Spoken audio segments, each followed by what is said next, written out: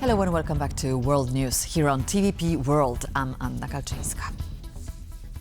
Poland has formally requested an exemption from European borrowing limits with the European Commission in order to maintain its defence spending levels. The National Escape Clause was put in place to allow members to exceed EU spending limits in order to invest in defence. Now, Poland is only the second country in the bloc that has signalled it would make use of the National Escape Clause, along with Portugal.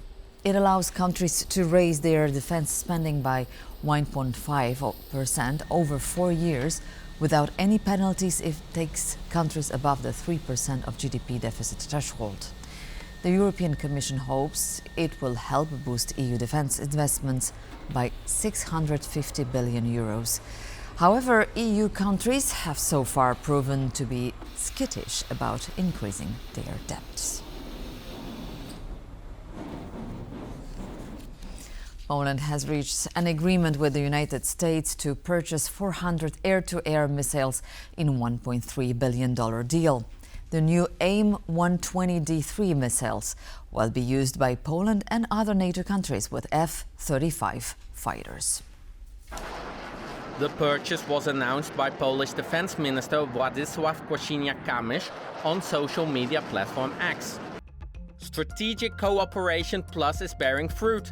The latest air-to-air missiles will be delivered to our Air Force. The US Department of State has just approved Poland's purchase of 400 of the latest AIM-120D3 missiles. Their range reaches up to 180 kilometers. This is another step in the great modernization of the Polish armed forces.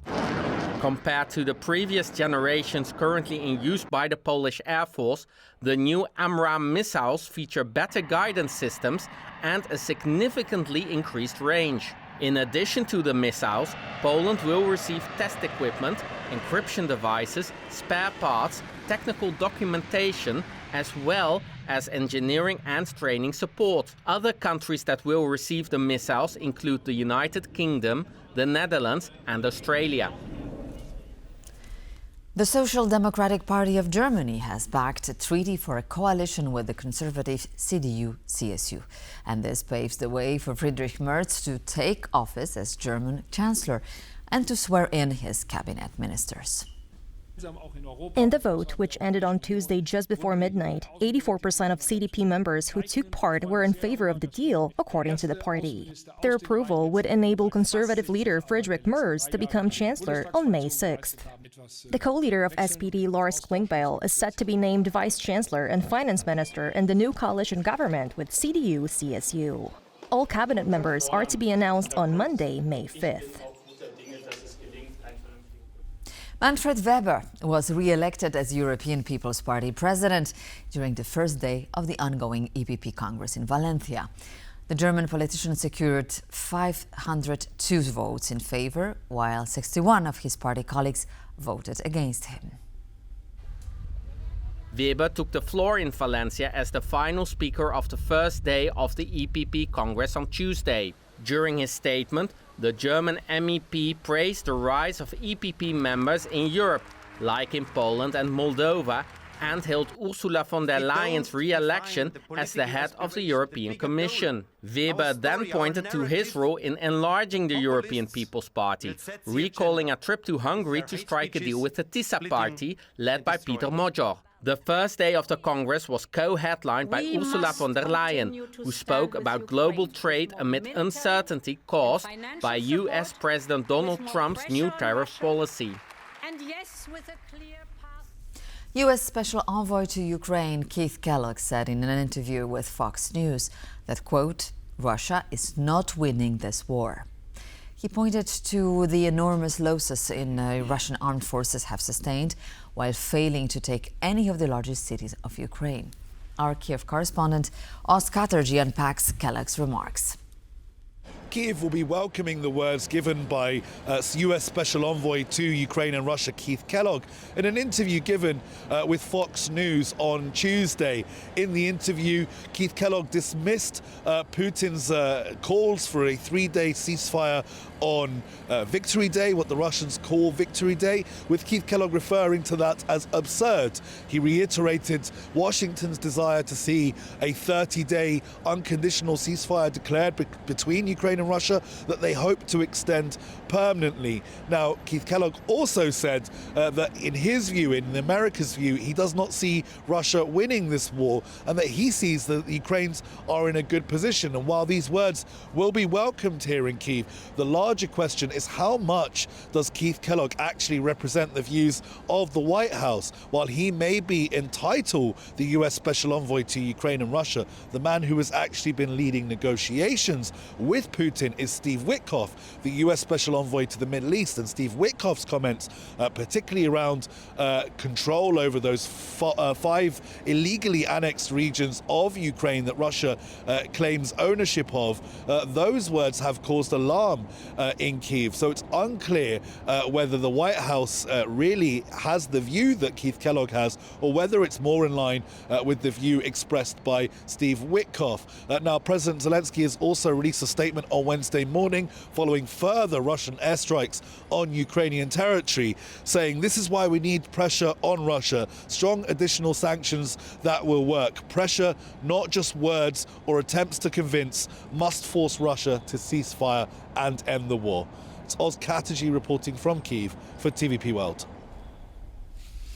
The U.S. administration is not keen on imposing more pressure on Moscow, as it sees ties between Kremlin and Beijing as already too deep, said our guest, geopolitics expert Velina Chakarova. She added, however, that the U.S. could impose further sanctions on Russia's energy and financial sectors. I would not exclude the combined approach where the U.S. still can actually impose sanctions, for instance, on the energy or financial sector. And right now we know for a fact that the Russian economy is hurting because of the already imposed sanctions on behalf of the U.S. leadership, already starting with Biden administration, when it comes to LNG, when it comes to shadow fleet and so on. I don't see, honestly, a lot of niches for the U.S. administration to really impose a lot of pressure on Moscow right now, on the Kremlin. Why? Because the Kremlin is holding the Chinese cards. And basically, the fear on behalf of America is that this modus operandi between China and Russia is becoming far too deep. Russia launched yet another strike on Ukraine overnight, targeting multiple regions of the country. At least 1 person was killed and 45 others wounded, including children. The Russian drone attack struck multiple locations across Kyiv, Ukraine's second-largest city. An apartment building, private houses, as well as a medical facility were destroyed in the aftermath. Footage released by the State Emergency Service of Ukraine shows first responders on the scene putting out a fire and local residents being rescued from the rubble. The Russian strike also targeted Dnipro in Ukraine's southeast, triggering fires and killing 1 person. Kherson was also hit, with 2 people wounded and damage to several houses. Kharkiv, Dnipro, and Kherson have been regular Russian targets since the start of the war. Bulgaria pro-Russian nationalist Revival Party has signed an agreement for joint cooperation and equal partnership with Vladimir Putin's United Russia Party. The aim of the deal is to strengthen ties between Bulgaria and Russia. The agreement provides for the exchange of experience, ideas, and political practices between the two parties, according to Revival, and is an important step towards the restoration of full-fledged Bulgaria-Russia relations. It was signed by the two parties during a recent visit to Moscow by a Revival delegation at the invitation of Putin's United Russia. With 33 out of 240 MPs, Revival is the third political force in the Bulgarian parliament. The party managed to enter parliament after gathering just over 13% of support in the last parliamentary elections in October of 2024. Questions are mounting in Italy after reports that 16 migrants transferred to an Italian-run detention center in Albania have gone missing. An opposition MP raised the alarm following his visit to Jadar Repatriation and Detention Center, where only 25 of the 41 migrants sent 2 weeks ago could be accounted for. Access to internal records suggests some migrants were repatriated, released due to legal or health concerns, or returned to Italy, but no official statement had been issued. This time around, part of the migrant group seems to be in the center to stay, unlike Italy's previous transfer to Albania, which were overruled by court decisions, and the migrants were transported back to Italy. The hub, run by Italy under 2023 agreement with Albania, has been criticized for a lack of transparency and inadequate oversight, as well as the hefty costs of the undertaking. Human rights groups have reported dozens of incidents at the facility, including suicide attempts, and have warned of broader systemic failures in the management of such centers.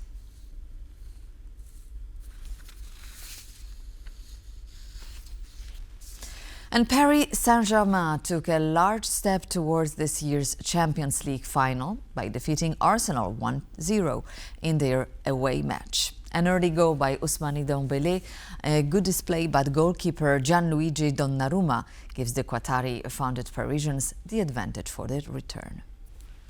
Dembélé fired home off the post in the 4th minute from a Kvaratskhelia assist, as PSG dominated the opening stages.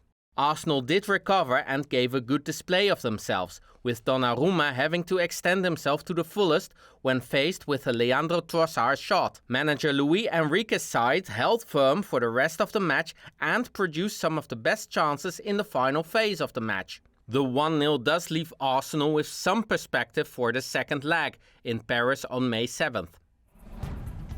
And with this, we conclude this edition of World News. Thank you for watching our morning section news. And please stay tuned to TVP World for more news and coverage to come. Thank you so much and goodbye.